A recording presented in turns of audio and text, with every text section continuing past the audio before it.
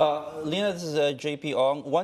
One interesting thing that was mentioned by Prabowo Subianto in his statement after the meeting with Xi Jinping is that they view China as a key partner in ensuring regional peace and stability, and also looking at boosting cooperation in the defense industry. Now, this is interesting because, as we mentioned, he has been seen as having stronger ties or more established ties with Western countries like the United States. How does this change the security standpoint or the security dynamic in Southeast Asia, and could this be seen as a way for China to sort of buttress at least some of their defense and security interests in this very interesting but also very sensitive region, for lack of a better term? Again, I think this is the kind of just signaling, just giving a kind of symbolic, gesture that he wants to be quite balanced in terms of maintaining Indonesian relations with all the great powers and major powers.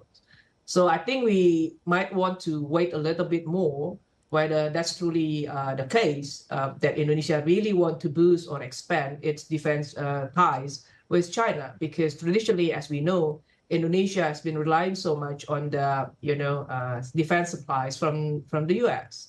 And the commitment has been made also to some extent, to continue to purchase some of the jet fighters from the U.S. as it has been approved by President Biden as well.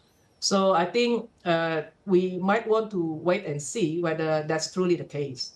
But again, I mean, like at this stage, it's just more a symbolic move to say that Indonesia is quite balanced.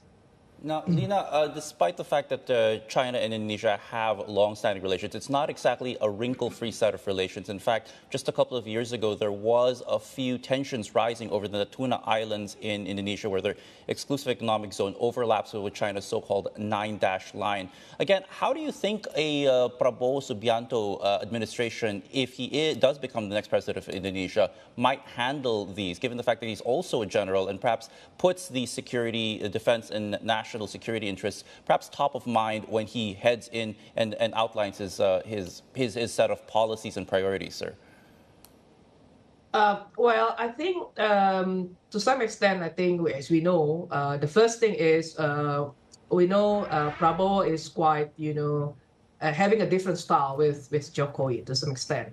He's quite outward looking and also very frank, quite open in expressing his position and so on and so forth.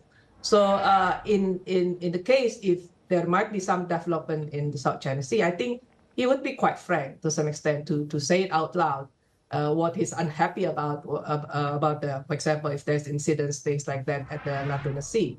So, but again, I think at this stage, as he's actually en route to it, taking up the position, he's just want to show himself to be a president that wants to or seeks to maintain good relations with everybody.